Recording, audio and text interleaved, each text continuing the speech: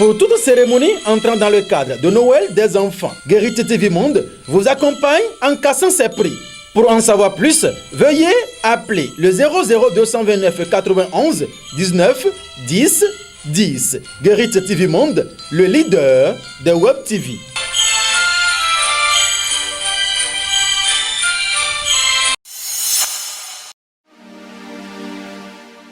Lundi 7 décembre 2020, mesdames et messieurs, bonjour. Le quotidien Matin Libre a titré en manchette Bénin, désaveu répété des juridictions supranationales. Il est temps que la rupture s'autocratise.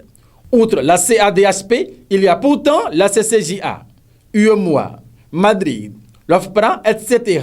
Au nombre des actualités qui défraient la chronique au Bénin, il y a les arrêts rendus successivement ces 2 dernières semaines, fin novembre et début décembre 2020, par la Cour africaine des droits de l'homme et des peuples dans une affaire entre un ressortissant béninois et la République du Bénin au sujet de l'indépendance et l'impartialité des organes électoraux ainsi que la composition de l'Assemblée nationale. Cette information est donnée beaucoup plus amplement en page 2.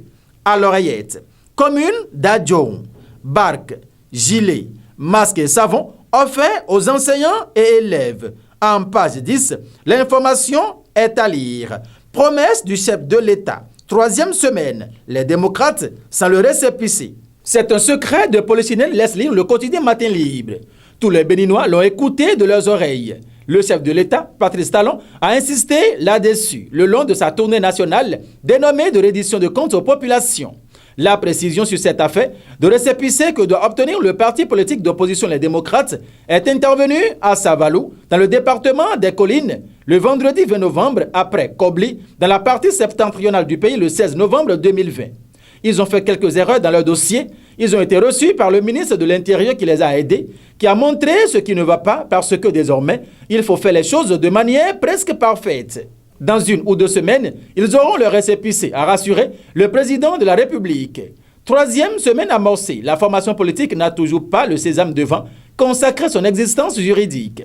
Pour un dossier déposé au ministère de l'Intérieur pour examen, c'est la 3e fois, au lieu d'une fois exigée par les tests, que les mandataires du parti sont appelés pour des corrections. Lorsque Patrice Talon avait lâché le morceau, beaucoup dans l'opinion avaient émis des réserves quant à sa sincérité et au respect de la parole donnée. Vont-ils avoir raison? Il semble qu'on est plus loin. Peut-être que cette semaine encore, les membres de ce parti seront à nouveau rappelés pour d'autres corrections à laisser lire le quotidien Matin Libre. En visite à la rédaction du décenné du jeudi, Homeki se procure Mémoire du chaudron. Allons en page 5 et retrouver l'information. Et pour finir, tournée nationale du président de la République. Les Haïnovi accueillent dignement Talon.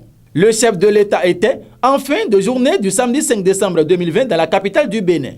Ceci dans le cadre de la 17e journée de sa tournée de reddition de comptes aux populations à la base. C'est une foule immense des fils et filles de Porto Novo massés le long des artères qu'il a accueillis dans la liesse populaire depuis l'entrée de la ville. La vague a échoué après à la maison des jeunes de Diegang-Prévi dans le 4e arrondissement où sans distinction d'appartenance politique, les Haïnovi auxquels s'est joint le maire Charlemagne Yankoti ont exprimé leur gratitude à celui qu'il a appelé le bâtisseur numéro 1 de la ville de Porto Novo. Mesdames et messieurs, merci de nous avoir suivis et très bon début de semaine à chacun et à tous en compagnie des programmes de Guérite TV Monde, le leader de Web TV.